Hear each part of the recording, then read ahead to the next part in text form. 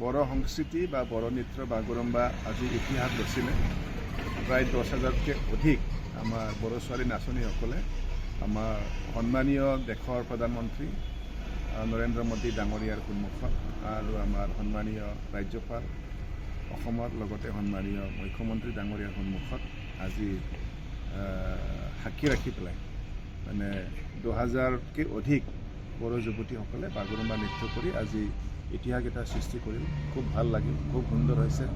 আমিও চাই খুব আচৰিত লাগিছে, ভাল লাগিছে যে ইমান যে সুন্দৰ। আগতো চাই আছিলোঁ আমি বাগৰুম্বা আমাৰ কাৰণে নহয়, আগৰ জন্মৰ পৰাই আমি দেখিছোঁ, কিন্তু আজি 10,000 ছোৱালী যেতিয়া ইমান ধুনীয়া পৰিৱেশত ইমান সুন্দৰকৈ নাচিছে, সঁচাকৈ প্ৰধানমন্ত্ৰীৰ সন্মুখত আৰু যি দেখিছোঁ প্ৰধানমন্ত্ৰী অত্যন্ত মানে কি বুলি কয় এইটো চাই পেলাই কি কয় এইটো আপ্লুত হৈছে, আনন্দ হৈছে।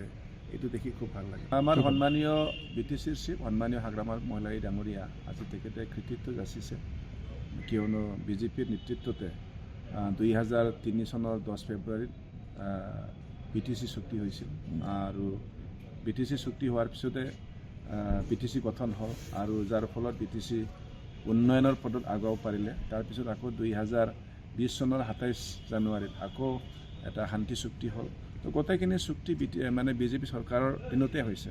তাৰ কাৰণে এই কৃতিত্ব হাগ্ৰামা ছাৰে আজি যাচিছে মঞ্চতে আৰু সন্মানীয় প্ৰধানমন্ত্ৰী ডাঙৰীয়াৰ সন্মুখতে তেখেতে এই কৃতিত্ব দিছে আৰু তেখেতে অনুৰোধো জনাইছে, যিহেতু বহুত কৰিলে তো দফাখিনি অকণমান আৰু সম্পূৰ্ণ কৰিব লগা আছে ৰূপায়ণৰ ক্ষেত্ৰত, এইখিনি কৰি দিয়ক বুলি তেখেতে অনুৰোধ জনাইছে।